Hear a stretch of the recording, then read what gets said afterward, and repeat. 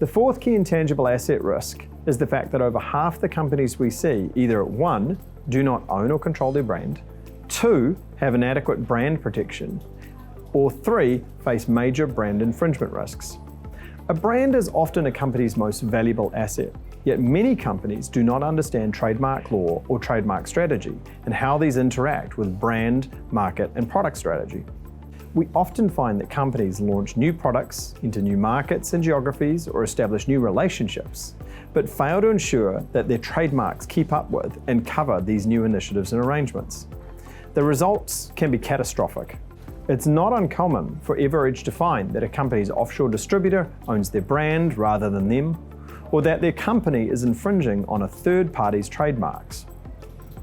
For example, we recently worked with a fast-growing company that was spending $1.5 million a month marketing its brand, and once fully established was planning to launch that brand into the United States. Sitting down with that company, we realized that its trademark protection was completely inadequate, and further that its trademark in the United States was owned by a competitor. The company had spent the last 24 months, or roughly $36 million, building a brand it did not in fact correctly own or control. This was a massive loss for the company and something that was completely foreseeable and preventable. To prevent these issues occurring with your brand, you first of all need to understand the extent of your trademark and brand coverage.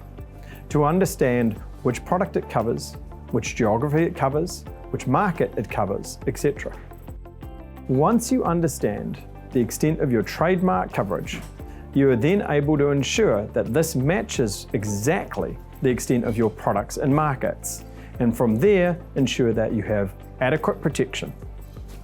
If you don't have adequate protection, you then need to take steps to either bolster that protection by filing for additional trademarks, or alternatively, if your assets are owned by somebody else or controlled by somebody else, to go and seek rights to those assets or permission to use them. Entering a market without adequate brand protection or infringing the brand of another party is a recipe for disaster and something that should be avoided at all costs. It's extraordinarily expensive and time-consuming to rebrand post-product launch, and it simply gets worse the longer things run.